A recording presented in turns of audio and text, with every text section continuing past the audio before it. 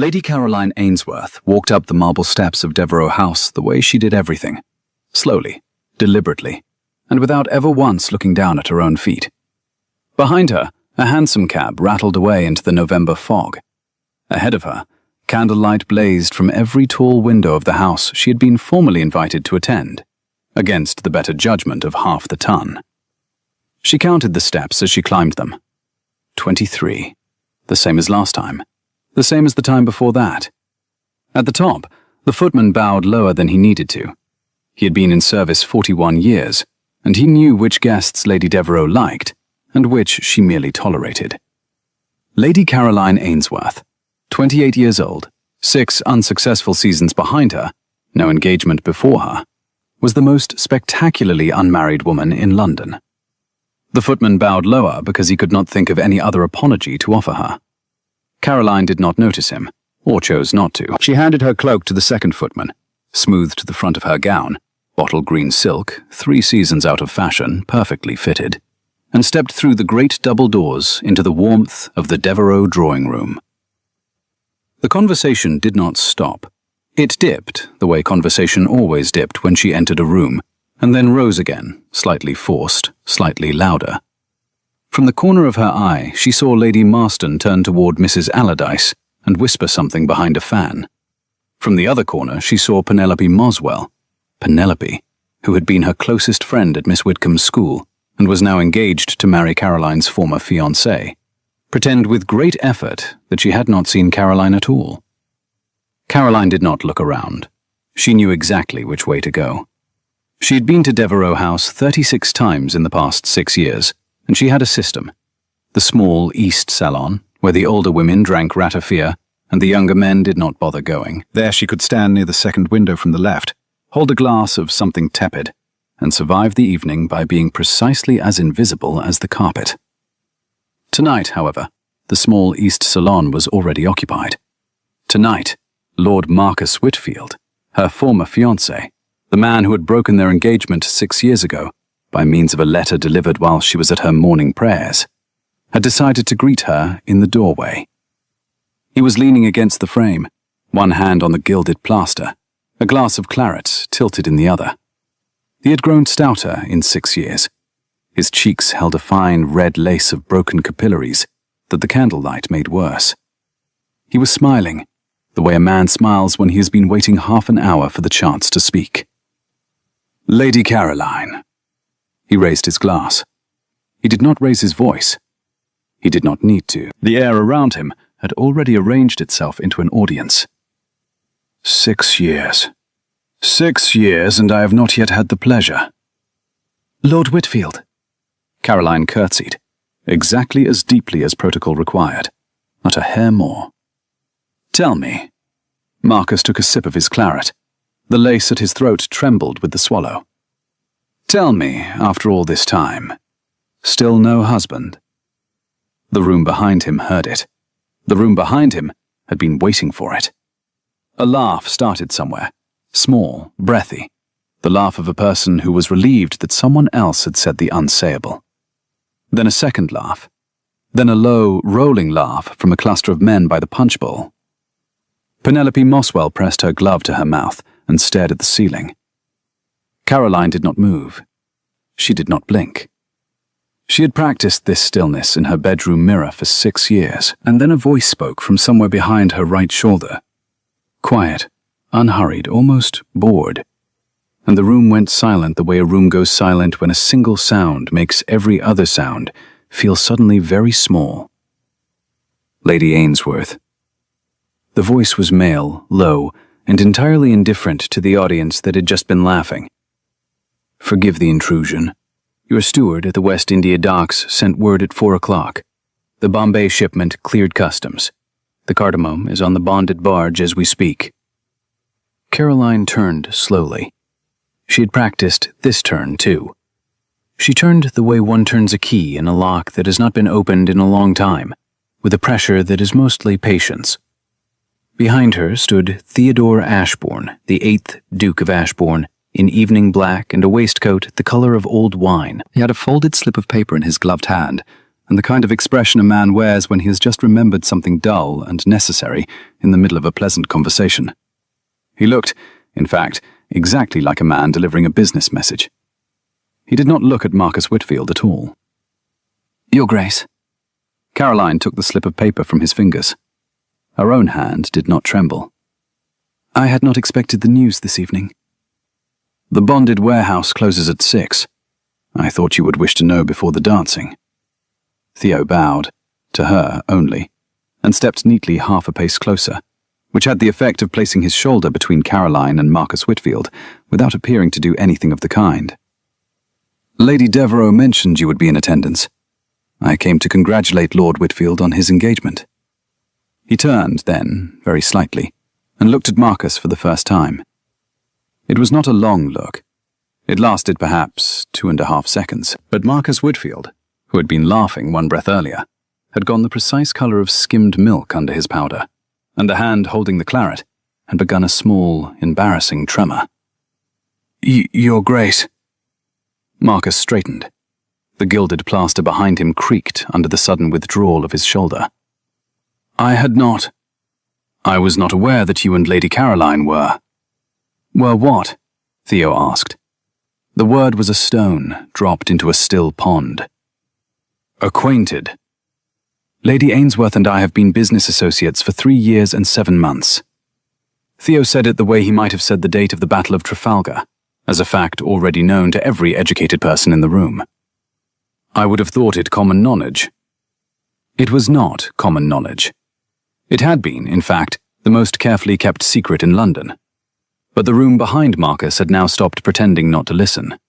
The cluster of men by the punch bowl had turned bodily. Penelope Moswell had lowered her glove from her mouth. Lady Marston had stopped whispering to Mrs. Allardyce mid-sentence. Caroline tucked the folded slip of paper into the embroidered reticule at her wrist. The motion was small. The motion was deliberate. The motion was, to anyone who could read it, the motion of a woman closing a ledger. "Lord Whitfield."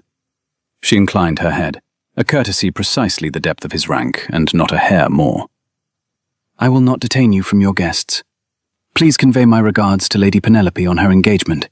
I am sure she will be very—" She paused. "Comfortable." The word was perfectly chosen. The word made Penelope Moswell flinch. Caroline turned without waiting for Marcus's reply, and she walked away. Into the long gallery, past the Steinway piano nobody could play, past the portrait of the late Earl that watched everyone, past the cluster of stunned listeners who would now spend the rest of the evening pretending they had not just heard what they had just heard. Theo fell into step beside her, his gloves folded once over the cuff of his coat, his stride matched precisely to hers. "Well," his voice was so low only she could hear it. "That was efficient." "I did not ask you to do that." "I am aware." "I had a system for tonight." "I am aware of that too." "Your Grace." Caroline stopped at the door of the small library, one hand on the brass handle. "Why are you here?" Theo did not answer at once. He looked, instead, at her hand on the door, the hand that had not trembled, the hand that had taken the slip of paper without a single shake, the hand that he had watched sign 47 contracts in 3 years and 7 months, and that he had not, in all that time, ever once been permitted to touch. "Because Charles Whitfield was at the company offices yesterday afternoon." Theo's voice was even quieter now. "And he was asking questions about your contracts. Specific questions. The kind of questions that suggest he intends to do something about them." Caroline's hand on the door went very still. "Then we should talk." She pushed the library door open. "Come in. Close it behind you." The Devereux Library smelled of old leather, beeswax, and the faint, sweet rot of October apples in a bowl on the writing desk. A single oil lamp burned on the mantelpiece. The fire had been banked, but not extinguished. 3 orange coals beneath a layer of grey ash, the way a butler banked a fire when he expected a guest to find their way to the room. Caroline closed the door. She did not lock it. She walked instead to the writing desk, and sat down with the slow, deliberate composure of a woman who has learned that to sit is sometimes more dangerous than to stand. Theo did not sit. He moved to the fire and set his folded gloves on the marble mantel beside the lamp. He did not turn around. "How specific?" Caroline asked. He asked the names of every captain currently transporting cardamom under the Whitfield and Company flag. He asked which docks the bonded barges put in at. He asked who paid the warehouse fees in Wapping. He asked which solicitor in Lincoln's Inn handled contracts for the importer. Did he get the names? He got mine. Caroline absorbed that. She set her gloved hands flat on the desk and looked, for a long moment, at the embroidered initials on her reticule. C.A. and at the slip of paper she had taken from him a moment before. He will go to my father next. He has already written to your father. The letter went south on this morning's mail coach to Hampshire. I had it copied at the post office in Holborn. I have a copy in my breast pocket. Would you like to read it now, or after you have eaten supper? Caroline turned her head, slowly, and looked at him for the first time since the door had closed. He was still facing the fire. The orange coals threw a low, warm light up the side of his face, across the line of his jaw, the slight stubble he had not had time to shave before the ball, the small, white scar at the corner of his mouth that he had earned at Eton when he was 12 and had never bothered to explain. She had known this man for 3 years and 7 months. She had signed 47 contracts in his presence. She had eaten cold luncheons with him at the warehouse, in the cellar, at a deal table that smelled of pepper. She had watched him negotiate freight rates with Dutch captains who spoke no English, and had seen him bow to her own dock foreman with the same gravity he gave to dukes. She had never once, in all that time, asked him why a man of his rank and fortune was helping a woman like her. She was not going to ask him now, either. After supper. She picked up the slip of paper and folded it again, smaller this time, until it was the size of a calling card. First we deal with Lady Whitfield. She will corner me in the dining room. She's been planning it since the engagement was announced. Lady Whitfield is a small problem. Lady Whitfield is the wife of the man who is trying to ruin me. Theo turned, then. He turned slowly, the way she had turned in the doorway, with that pressure that is mostly patience, and he looked at her across the small library with an expression she could not have named in any of her ledgers. Lady Whitfield, he said quietly, is a small problem because you have already won. She does not know it yet, but she will know it before the soup is served.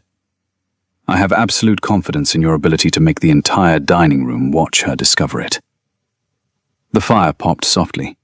One of the orange coals broke and resettled. Caroline did not smile. Caroline did not smile in public, ever, and the library was a public room because the door was unlocked. But something in the line of her shoulders eased by perhaps 1/4 of an inch. Your Grace. Yes. Why are you here? Truly. Theo picked up his gloves from the mantel. He did not put them on, because I do not trust Charles Whitfield not to put a bad man on the road to your warehouse tonight. And I do not intend to let you go back to Wapping alone. The garden at Devereux House had been laid out in the French style, which meant that everything was geometric and nothing was alive. In November, with the box hedges trimmed to bone and the gravel pathways frosted, it looked like a chessboard waiting for an opening move. Caroline walked it with both hands tucked into the ermine muff Mrs. Hobbs had insisted she carry. Theo walked half a step behind her, on her left side, between her and the dark shrubbery against the south wall. The supper bell would ring in 15 minutes. My father will not believe Charles Whitfield's letter. Caroline's breath fogged in the cold. The path crunched under her embroidered slippers. My father has not opened a letter from Hampshire neighbours since 1813. He will give it to his secretary, who will give it to my mother, who will burn it because she does not approve of any letter that mentions me by name. That is convenient. It is not convenient. It is the only reason I have lasted this long. She stopped at the centerpiece of the garden, a stone fountain in the shape of 3 nymphs holding a basin. The water in the basin had frozen in the afternoon and was now a flat, glassy disk that caught the lamplight from the house. Caroline looked down into it and saw, faintly, her own face. The broad, pale brow, the dark hair coiled at the back of her head, the mouth that did not smile, because she had stopped letting it. Your Grace. Theodore. I beg your pardon? My given name is Theodore. After 3 years and 7 months, I think we may dispense with Your Grace inside this garden, at least. Caroline did not look up from the frozen basin. Her gloved fingers tightened 1/4 of an inch on the inside of the muff. Theodore. She said it as if she were testing the weight of a coin. Why did you say it was common knowledge? Because I am tired of hiding it. You agreed to hide it. I agreed to hide it because you required it. I have never agreed to like it. I required it. Caroline finally looked up. The frost had bitten her cheekbones the color of crushed berries. Her eyes, grey, with a dark ring at the rim of the iris, were entirely level. I required it because the moment the Ton learns that the Duke of Ashbourne is the silent partner in a spice import operation owned by an unmarried 28-year-old woman, they will reach exactly one conclusion. And that conclusion will be wrong.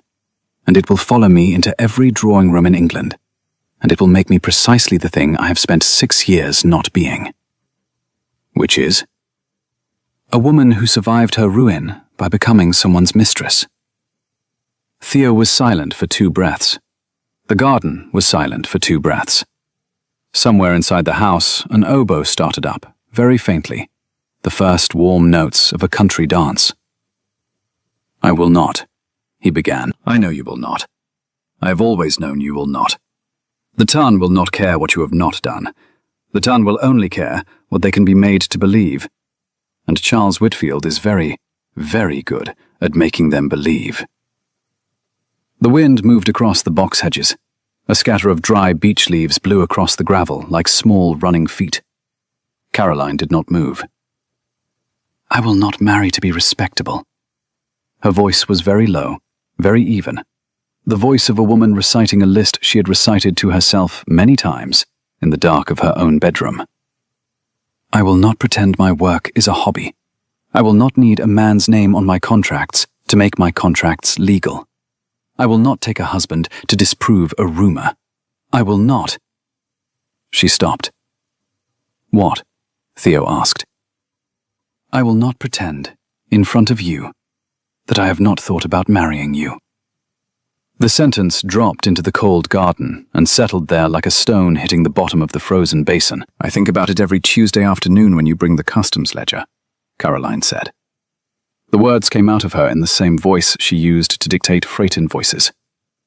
I think about it on Thursday mornings when you sit on the edge of the deal table in the cellar and read me the prices from Antwerp. I think about it in November because the warehouse in November smells of the cardamom we are about to lose to the cold. I think about it, and then I do not do anything about it, because I will not be the one who asked. I will not give Marcus Whitfield the satisfaction of having been right. Caroline. Theo's voice had dropped to almost nothing. That is the first time you have said my name without the title. It will not be the last. The supper bell rang inside the house. A small, bright brass sound that broke the air like a porcelain cup dropped on a marble floor. Caroline turned away from the fountain. We will go in separately. I will go first. You will count to 120, and then you will follow. And we will not be seen speaking to each other again until after Lady Whitfield has done her worst at the supper table. She walked back toward the house. Theo did not stop her. The dining room at Devereux House sat 62 for supper. Caroline had counted on her first visit and had never had occasion to recount. The long table ran the length of the room, beneath 3 chandeliers, and the silver had been polished so hard it threw little flickering ghosts across the white damask cloth. There were 41 footmen tonight. 41 footmen for 62 guests. Lady Devereux had outdone herself. Her place card had been put exactly where she expected it, between 2 elderly widowers who were both deaf, halfway down the table on the south side, where she could be safely ignored by everyone above the salt. She slid into her chair, with the same precise economy of motion she used to slide a ledger into a strongbox. For 1 minute, the room behaved itself. Then Lady Lavinia Whitfield rose from her seat at the foot of the table, the seat of honor, opposite Lady Devereux at the head, and tapped her dessert spoon twice against the rim of her wine glass.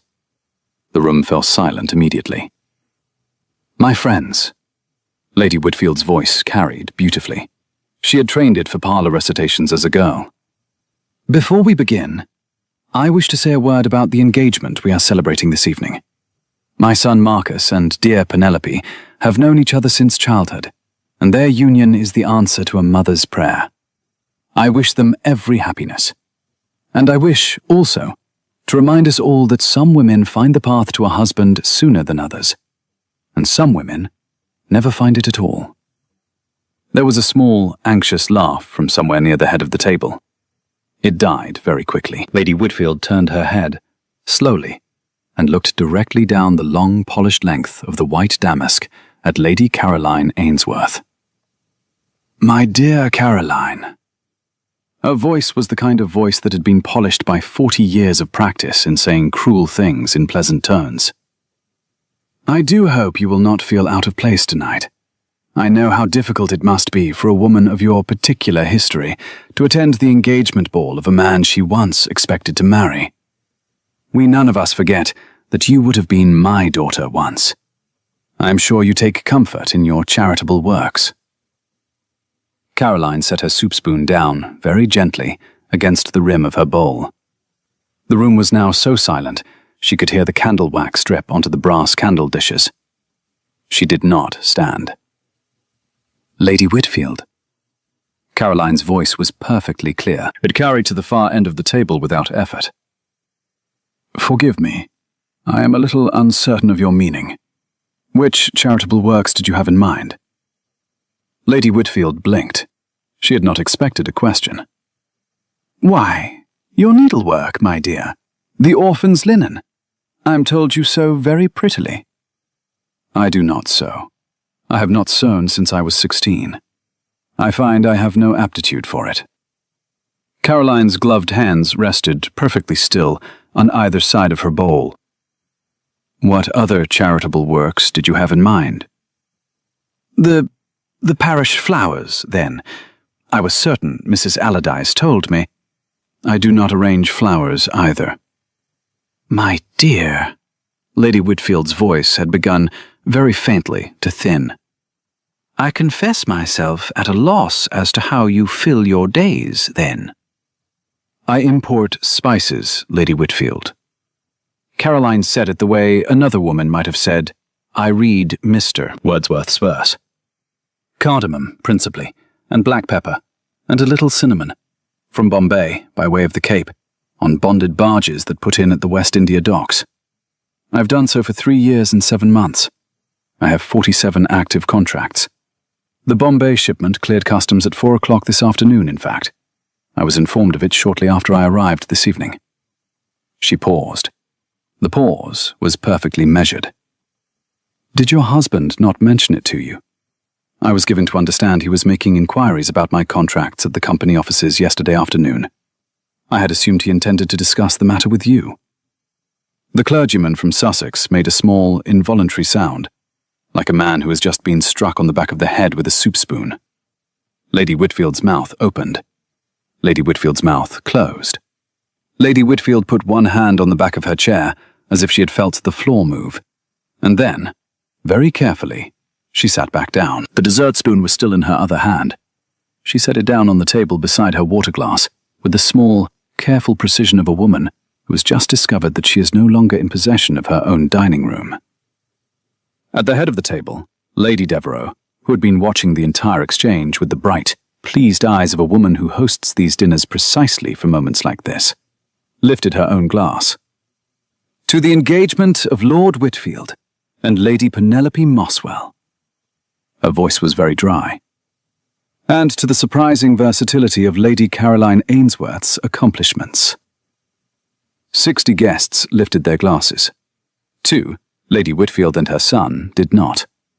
Caroline raised her own glass, exactly the height required by courtesy, and not a hair more. She did not look down the table at Theodore Ashburn, who had taken his seat at Lady Devereux's right hand, and was now drinking his wine with the small, satisfied silence of a man who had just watched a woman win a war without raising her voice. She did not need to look. She could feel him looking. The hansom cab put her down at the corner of Wapping High Street and Crail's Yard at 23 minutes past midnight. Caroline paid the driver, 6pence over the fare because he had slowed at the patch of dark by the Coopers where she had warned him to slow, and stood for a moment on the cobbles in the cold. The river smelled, the way it always smelled in November. Brackish water, tar, hemp rope, coal smoke, and the very faint salt breath of the Thames at low tide. Behind her, in the dark, a single chain rattled as a barge moved against its mooring. Ahead of her, the warehouse rose 3 stories into the fog. Dark brick, dark windows, the iron-bound door in the center, and above the door, barely visible in the lamplight from the gas standard at the corner, the painted sign that read, Cartwright & Sons, Importers, in faded white capitals. Cartwright & Sons did not exist. Cartwright & Sons had not existed since 1819. The sign had been Theo's idea, 3 years and 7 months ago, in a coffeehouse in Lincoln's Inn. Caroline lifted the heavy iron key from her reticule and turned it in the lock. The door swung in on oiled hinges. The cellar was warm. It was always warm. Mrs. Hobbs's nephew Tom slept on a cot beside the great iron stove on the eastern side of the cellar. A boy of 19, with a stevedore's shoulders and a heavy ash walking stick Caroline had paid for, and prayed he would never need to use. He sat up when she came down the steps, blinked, and reached for his coat. "Stay." Caroline raised her gloved hand. "I am not staying long. I came to see the manifest." "He's already here, miss." "Who is?" "The Duke." Tom's voice was respectful, but unsurprised. "He came in by the river door at 11:30. He's at the deal table. He brought lamps." Caroline went down the rest of the steps. The cellar was a long, low, vaulted room of London stock brick, with the great iron stove at one end and the deal table at the other. The deal table was 16 feet long. Tonight it held 3 brass oil lamps, the open customs ledger from the Bombay shipment, a brass bowl of ground cardamom that Caroline used as a sample for buyers, and the Duke of Ashbourne, in his shirt sleeves, with his evening coat folded over the back of a chair. He had not heard her come in. He was bent over the ledger with a pencil in his hand, marking off entries against a list of dock numbers, and his hair, usually combed back so neatly that it looked carved, had fallen forward into his eyes. Caroline stood at the foot of the steps for 2 breaths, watching him. He was, she realized, the only man she had ever invited into this room. Not her father, not Marcus, not even Mrs. Hobbs's nephew Tom. She crossed the brick floor, set her muff and her reticule on the corner of the table, and unpinned the bottle-green silk gown's high collar with 2 efficient fingers. Theo looked up. "You should be in your bed." "I will be, after I see the dock numbers." 11 of the 13 are in. 2 will not put in until Wednesday morning because the harbour master at Gravesend is a fool. I've already sent a man down by the night coach to wake him up. Caroline came around the deal table and stood at his elbow.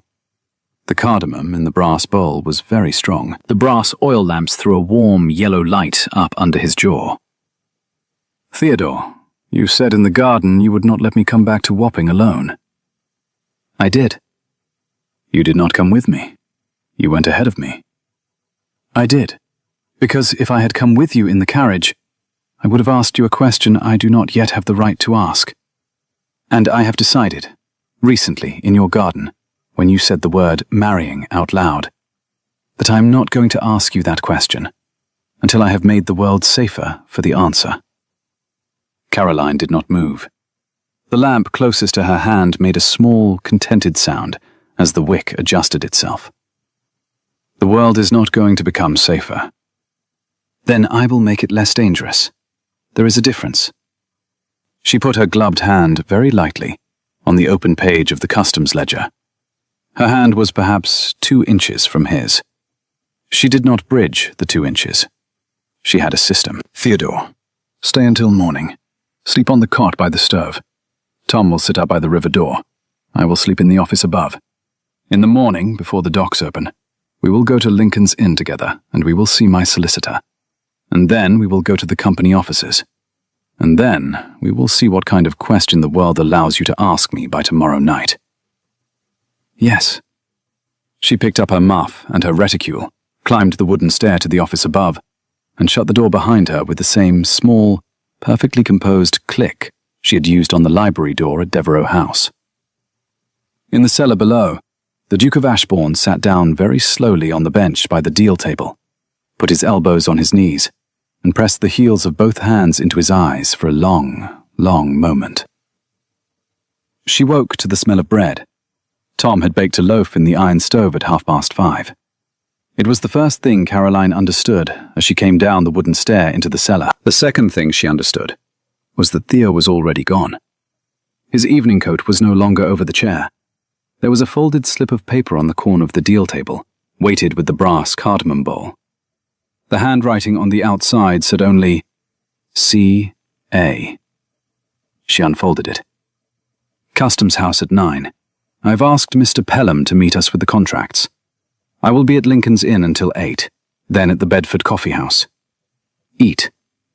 T.A. Caroline read it twice. She refolded it very carefully and put it in the inside pocket of the bottle green silk gown which she had not, after all, taken off the night before. Tom brought her bread and a tin cup of black tea. She had eaten exactly 3 bites when the bell above the river door rang. It was not Theo. Theo would have come in without ringing. Tom went to the door. There was a low, terse exchange. Tom came back across the brick floor with his face carefully blank. There's a clerk from the Customs House, miss. He says he has a notice for the proprietor of Cartwright & Sons. He says it cannot be left with anyone but the proprietor. Show him in. The clerk was perhaps 40, with a long, mournful face and a leather satchel he kept very tightly under one arm. He bowed when he saw her, and the bow was slightly too low. Lady Ainsworth. His voice cracked slightly on the title. I beg pardon. I had been instructed to inquire for the proprietor. I am the proprietor. What is the notice? The clerk reached into his satchel and brought out a single folded sheet of foolscap, sealed with red wax that bore the impression of the East India Company crest. He handed it to her with both hands. Caroline broke the wax. She read the notice once, slowly, the way she read every legal document, from top to bottom, with her gloved finger moving steadily down the page. The notice informed her that, pursuant to a complaint lodged by Charles, Earl of Whitfield, all bonded shipments held under the name of Cartwright & Sons, importers, were suspended, pending an inquiry into the legitimacy of the proprietor's title to the contracts. The inquiry would be held at Leadenhall Street the following Thursday. Until that time, no cardamom, pepper, or cinnamon held under Cartwright & Sons would be released from the bonded warehouse. The Bombay shipment that had cleared customs the previous afternoon was, by the wording of the notice, now sealed. Caroline did not raise her voice.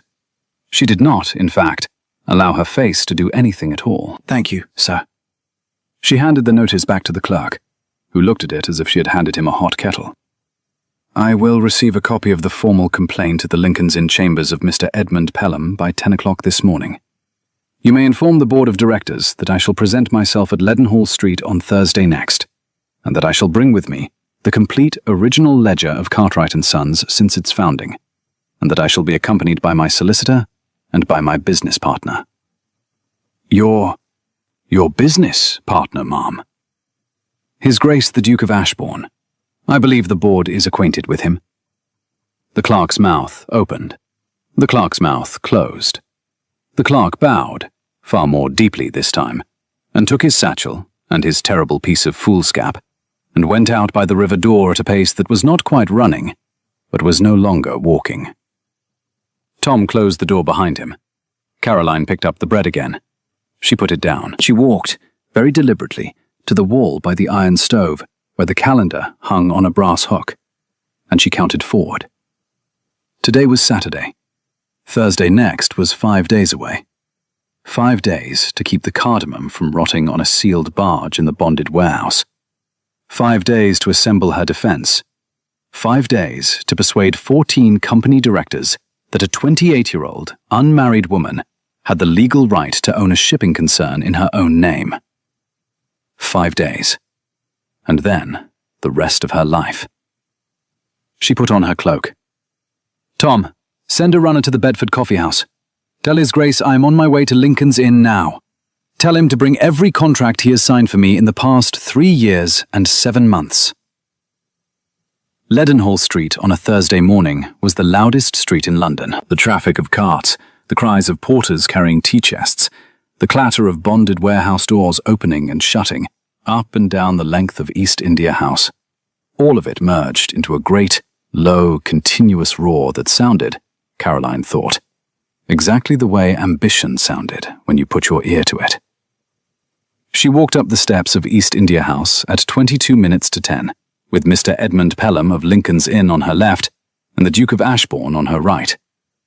Mr. Pelham was carrying a leather portfolio that contained 68 pages of contract law and 7 sealed letters from masters of bonded warehouses up and down the Thames. Theo was carrying nothing. The boardroom on the second floor was a long, oak-panelled chamber with a great horseshoe table, 14 leather chairs along the curve, and a single witness chair set in the open mouth of the horseshoe, so that the witness was looking at 14 faces all at once. The 14 faces were already in their chairs when Caroline walked in. Lord Charles Whitfield was the third from the left. The chairman, a gentleman of 70 named Sir Hugh Anstruther, who had once served under Caroline's grandfather in Bengal, cleared his throat. "Lady Ainsworth, Mr. Pelham, Your Grace. The board has been convened at the request of the Honourable Lord Whitfield to consider the legitimacy of the holdings registered under Cartwright & Sons, Importers. Lord Whitfield, would you state your complaint?" Charles Whitfield rose from his seat. He was a tall, thin, white-haired man, with the long, careful face of a man who had spent 40 years on boards. His voice was the voice of a man who had never lost a vote. "My complaint is simple, Sir Hugh. It has come to my attention that the Cartwright & Sons holdings, totaling more than £11,000 in the current Bombay shipments, are in fact owned by an unmarried gentlewoman whose father has not been informed of her commercial activities. The contracts were signed under the assumed name of a male proprietor, Mr. Cartwright, who does not exist. I submit that the holdings have been obtained by means of a fraudulent representation, that the contracts are accordingly void, and that the shipments should be forfeit to the company until the matter is resolved by Chancery." He sat down. A small, soft murmur ran along the horseshoe. Sir Hugh Anstruther turned his old grey eyes to Caroline.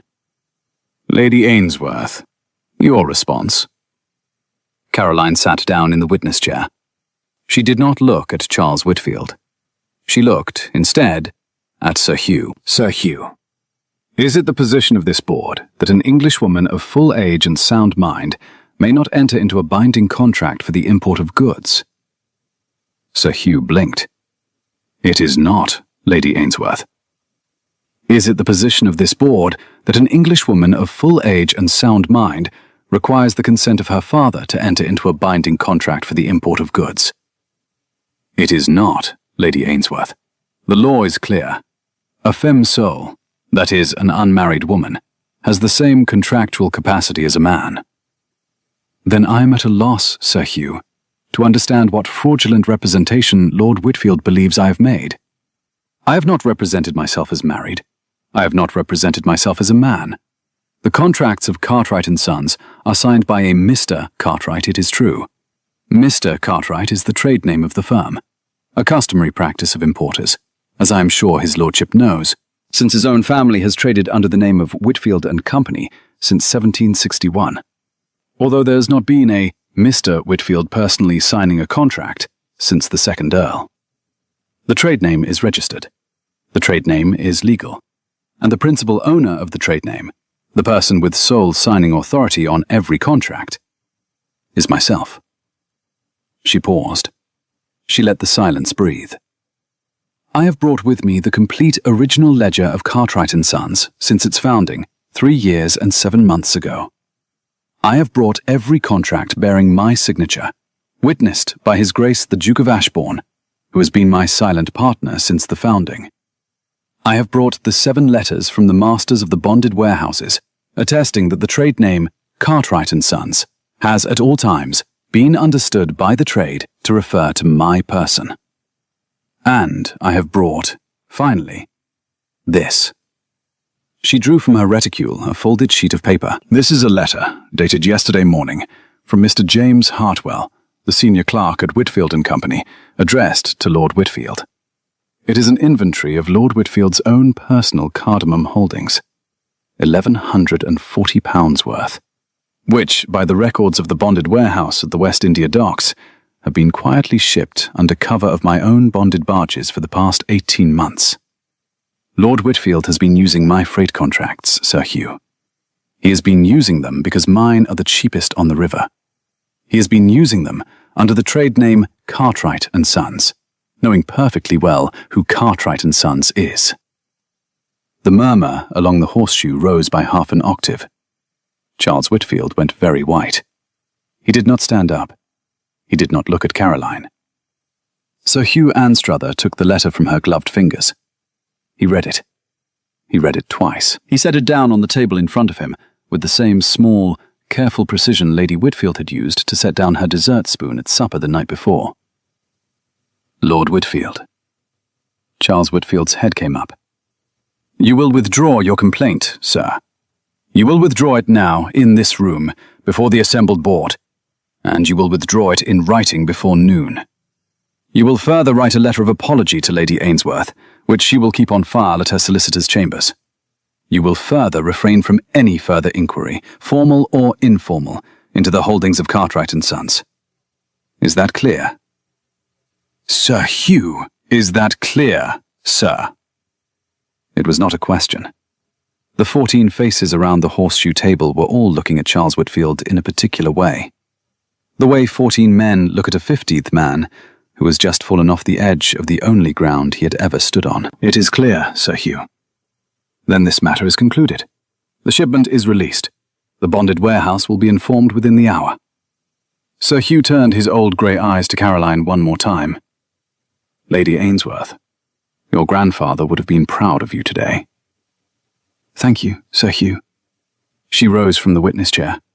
She walked, very slowly, the length of the boardroom, past Charles Whitfield, past the 13 other directors, past Mr. Edmund Pelham, who was packing his portfolio with the small, triumphant motions of a solicitor who had not, in the end, needed to use any of the law he had brought. At the door she stopped, and she turned back. Sir Hugh, one thing more.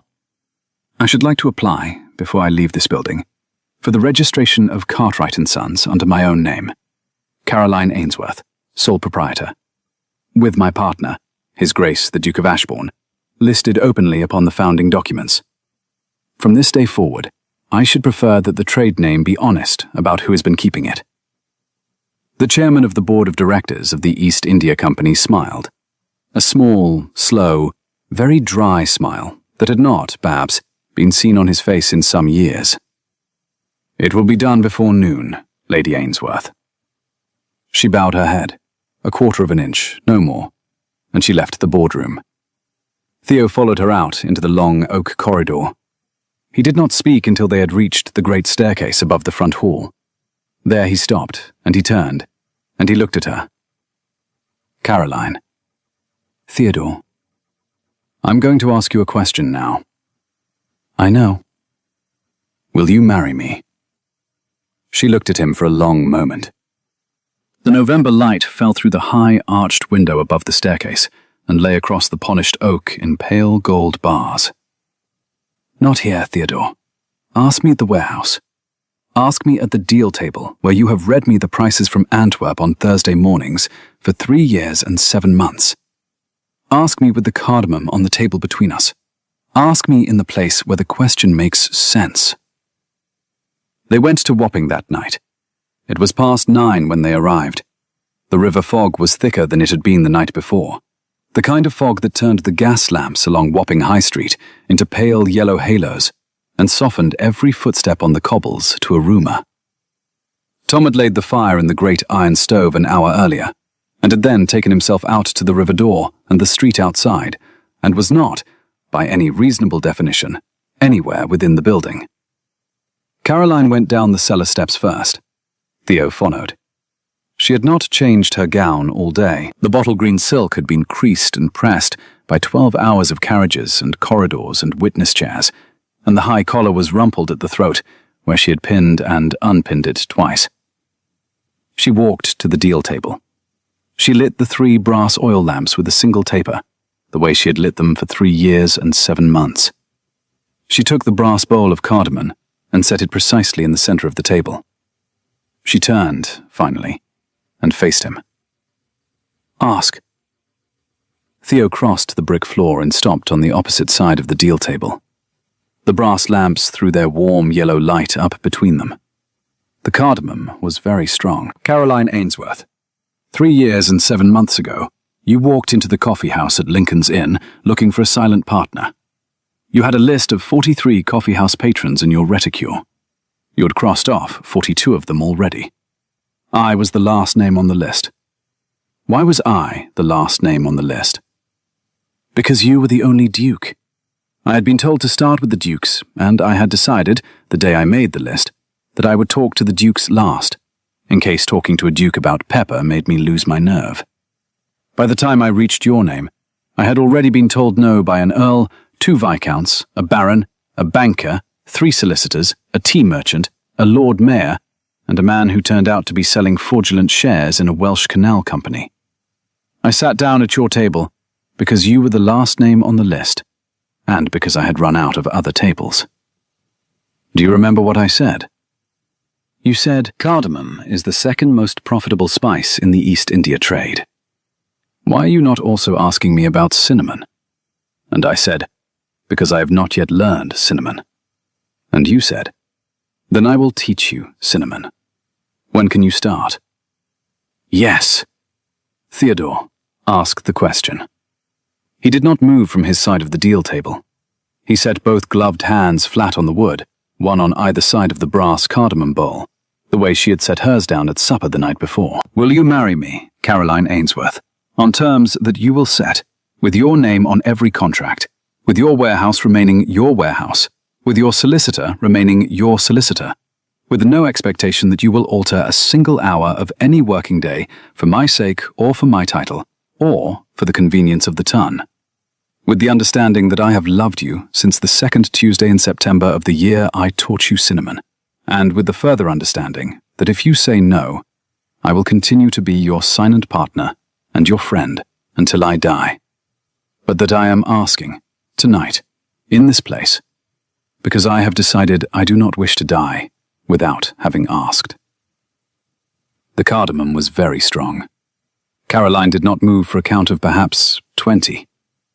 When she spoke, her voice was the same voice she had used to set down the spoon at supper, and to read the customs notice that morning, and to recite the negation chain in the geometric garden the night before. It was the voice of Steel Rose. But there was something inside it, very small, that had not been there before. A small, cracked gold thread of warmth that ran through the precision of every word. I will marry you, Theodore, on those terms, on exactly those terms, with my name on every contract, and the warehouse remaining mine, and Mr. Pelham remaining my solicitor, and not a single hour of my working day altered for your title or for the ton. And with one further term. Name it. That you will say my name without the title at least once a day until we are buried. Yes. And, Theodore, I have loved you since the 2nd Wednesday in October of the year you taught me cinnamon. I am 1 day later than you, and I have always been 1 day later than you. I should like the record to show it. He came around the deal table. The way he had stepped half a pace closer in the doorway at Devereux House the night before. Quietly, deliberately, with the absolute composure of a man who had been waiting 3 years and 7 months for permission to cross 16 feet of brick floor. He stopped in front of her. He lifted one gloved hand. He did not touch her face. He laid the back of his fingers, very lightly, against the rumpled collar of the bottle green silk gown, over the place where her pulse beat under the high lace, and he held them there for a count of 3. It was the first time, in 3 years and 7 months, that he had touched her at all. Caroline. Theodore, I'm going to kiss you now. I know. He kissed her. He kissed her once, slowly, with the warm yellow light of the brass lamps on the side of her face, and the smell of cardamom rising from the bowl on the deal table behind them. He kissed her without hurry, without grasping, without any of the things she had spent 6 years steeling herself against.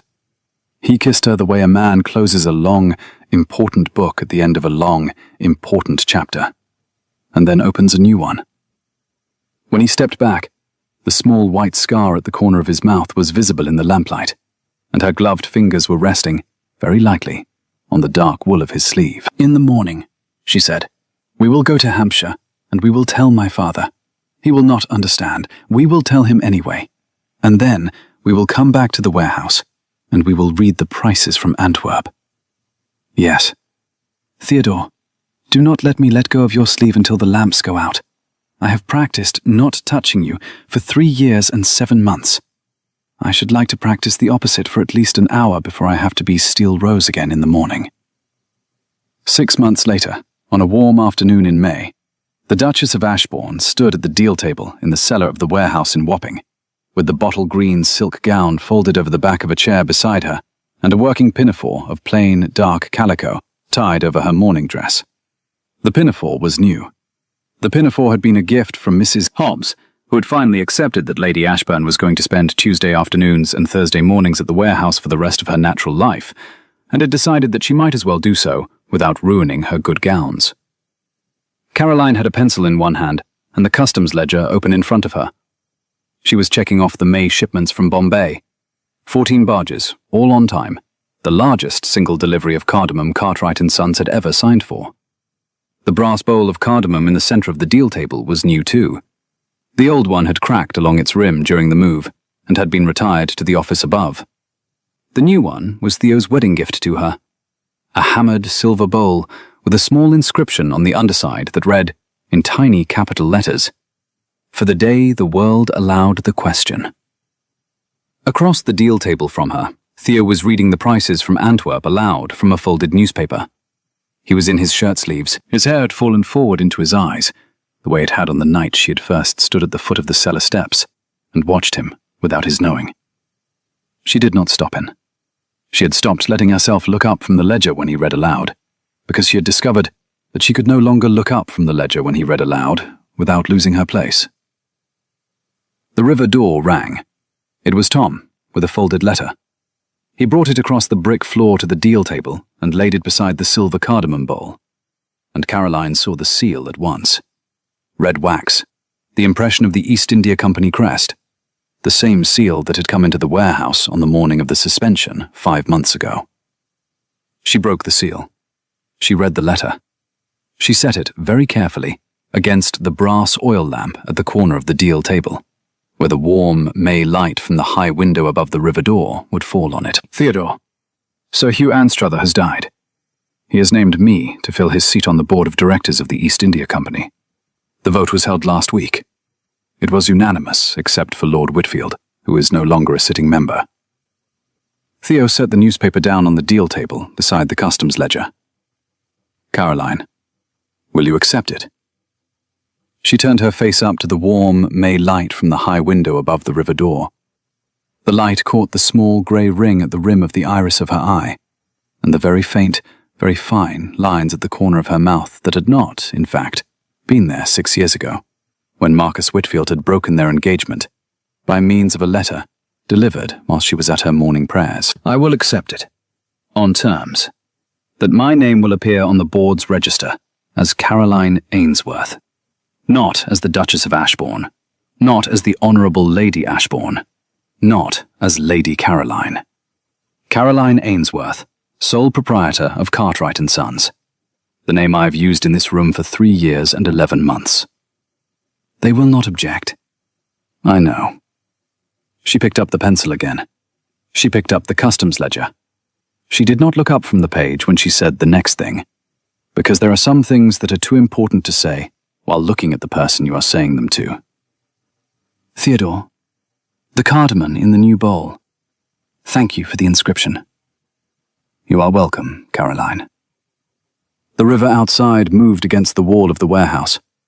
Somewhere up the high street, a barge bell rang at 3 o'clock. The brass cardamom bowl held the last of the morning sun in its hammered silver lip, and Caroline Ainsworth, the Duchess of Ashbourne, the second largest holder of pepper futures in England, the newest member of the board of directors of the East India Company, the most spectacularly unmarried woman in London 6 months ago, the woman who had counted 23 steps up to Devereux House and walked up them without looking down at her own feet, went back to the page of the ledger she had been keeping for 3 years and 11 months, and she carried on.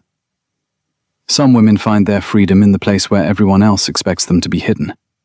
Some women learn to count their own steps because no one else is willing to count them for them. And some women, the rarest, the steeliest, the ones who walk into rooms that have arranged themselves into audiences and refuse to be made small by the laughter waiting at the door, discover that the man who has been standing behind them all along has been waiting, with absolute patience, for permission to step forward and stand at their side. If you have ever been the most spectacularly unmarried woman in any room, and you have ever wondered whether the world will allow you to be both who you are and who you love, then you already know how Caroline Ainsworth felt when the Duke of Ashbourne crossed 16 feet of brick floor in a cellar in Wapping. Tell me, in the comments, which line in this story made you hold your breath? And if you would like to hear more stories like this one, where the woman everyone wrote off becomes the woman everyone watches walk away, please consider subscribing to Adrian's Fireside Stories, New Tales by the Fire